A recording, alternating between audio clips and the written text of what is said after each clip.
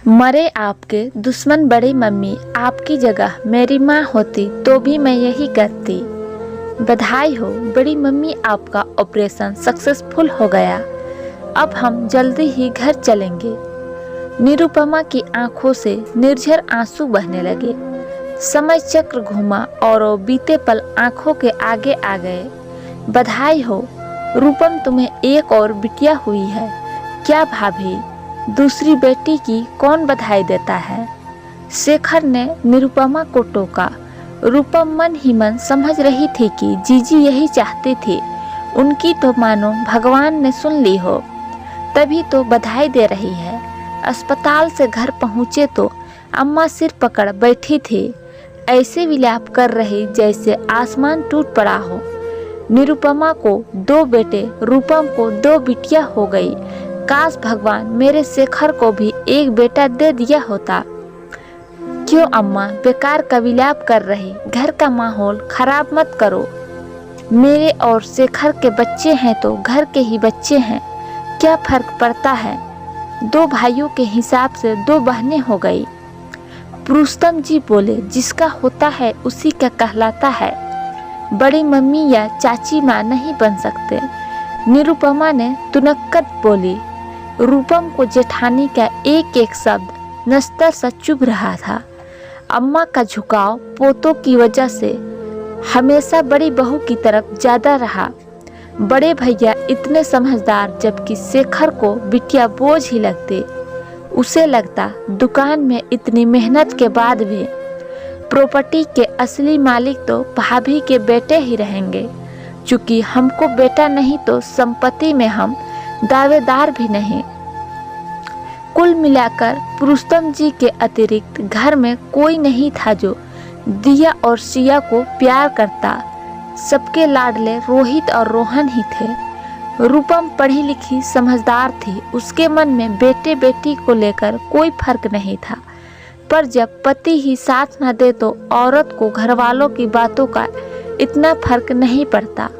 दिया सिया घर के काम भी करती और पढ़ाई में भी अच्छी थी। रूपम के संस्कार साफ झलकते थे। रोहित रोहन दिन भर मस्ती करते और पढ़ाई में भी कमजोर थे। बड़ी मम्मी, भैया ने मेरा बैग छुपा दिया है, कल मेरी परीक्षा है। वो खुद तो पढ़ता नहीं है, मुझे भी तंग करता है। सिया रोते हुए बोल रही थी। तुझे पढ़ लिख कर कौन सा कलेक्टर बनना है, जा माँ का हाथ बटा। अम्मा तुनकी। रूपम ने निरुपमा से बैग देने को कहा। अरे कहाँ जा रहा है इसका बैग, दे देगा। सिया को भी पता है वो इसको छेड़ता है, फिर भी झूठ मूठ के आंसू बहाएगी। रूपम आगे कुछ न बोल पाए। पुरुषोत्तम रोहन का कान खींच कर लाया। खबरदार मेरी राजकुमारियों को तंग किया तो ले बेटा तेरा बैग। सिया खुश हो गई। रोहन हमेशा उसे छेड़ता कि तुम दोनों बहनें इस घर में मेहमान हो, घर के मालिक तो हम दोनों भाई ही हैं। खैर समय बीतने लगा। बचपन की बातें घर के उसी आंगन तक सीमित रह गई। दोनों भाई बिजनेस मैनेजमेंट की पढ़ाई के लिए शहर चले गए। दिया और सिया दोनों ने ही मेडिकल लाइन चुनी। दिया लैब टेक्नीशियन थी और सिया ने डी फार्मेसी कर दवाखाना खोल लिया। अम्मा ने खटिया पकड़ ली। एक लड़की के तो हाथ पीले देख जाते। बेचारे मेरे शेखर की छाती पर दोनों बोझ जस के तस हैं। अम्मा तुम्हारे पोतों की पढ़ाई पर लाखों का खर्च कर दिया, अभी तक किसी ने कमाना शुरू नहीं किया। पोतिया सरकारी कॉलेज में स्कॉलरशिप से पढ़कर कमाने भी लग गई। अब तो दिमाग की आंखें खोल अम्मा, बोझ बिटिया नहीं तेरे बेटे हैं। पुरुषोत्तम ने गर्व से कहा। अब शेखर और निरुपमा को भी समझ आने लगा कि दोनों लड़के लाड़ प्यार में खराब हो गए, जबकि दुत्कारी गई लड़कियां बिना किसी पर बोझ बने आत्मनिर्भर हो गई। आज नहीं तो कल शायद बुढ़ापे में भी यही संभालेगी। सास पति जेठानी कोई अपनी हार माने या ना माने, पर रूपम की तपस्या सफल और परवरिश जीत गई। क्यों भाग्यवान घुटनों में तेल लगा रही, ये काम घर के बेटे करते हैं। तुम बेटी से करवा पाप कमा रही। बड़े पापा ऐसा मत बोलो, कम से कम आप तो ये फर्क मत करो, घर में एक आप ही हो जिसने कभी भेदभाव नहीं किया। बड़ी मम्मी हमारे लिए माँ से बढ़कर है। एक बार भैया को बोलो शहर से इनका फुल बॉडी चेक करवा ले, यहाँ इतनी सुविधा नहीं है। मुझे बड़ी मम्मी के साथ कोई गंभीर समस्या लग रही, दिया ने कहा।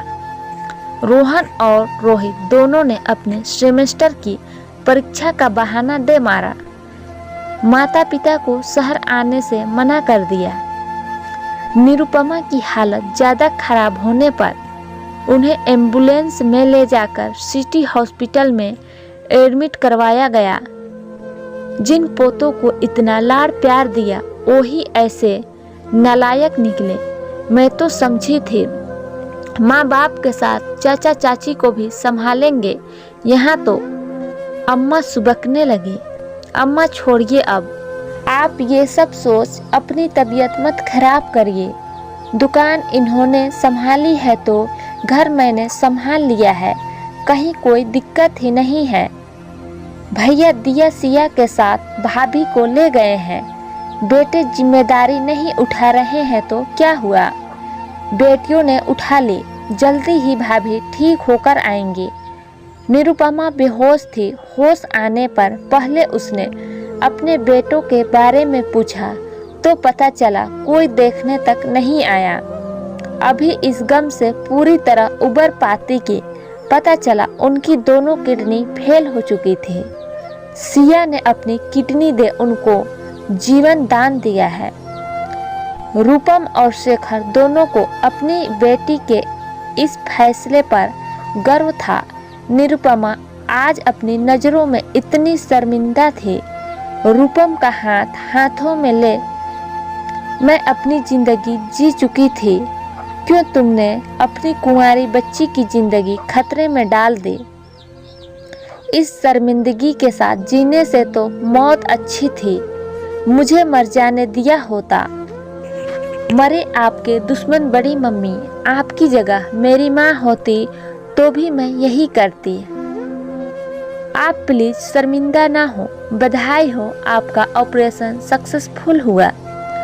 रूपम तुझे दूसरी बेटी होने पर बधाई मैंने गलत नियत से दी थी, लेकिन वो बच्ची दुनिया में मुझे जीवन दान देने ही आई थी। ऐसी बिटिया पैदा करने पर तुझे बहुत बधाई। दिया सिया माता पिता से गले लगी। आज शेखर और रूपम का सीना गर्व से चौड़ा हो गया। सुख से सब परिवार सहित वापस घर आ गए। अब पुरुषोत्तम दास जी ने दोनों बेटों को संपत्ति से बेदखल का नोटिस भेजा तो दोनों भागते हुए माँ से मिलने पहुँच गए। बेटा हो या बेटी कोई फर्क नहीं पड़ता, जो जिम्मेदार और लायक होगा वही संपत्ति का असली वारिस होगा। पुरुषोत्तम जी ने अपना अंतिम निर्णय सुनाया, जिसमें अम्मा और निरुपमा की सहमति जताई। दोस्तों, आज की कहानी कैसी लगी? वीडियो अच्छी लगी हो तो लाइक करें, कमेंट करें और ज़्यादा से ज़्यादा शेयर करें। वीडियो को पूरा देखने के लिए धन्यवाद दोस्तों।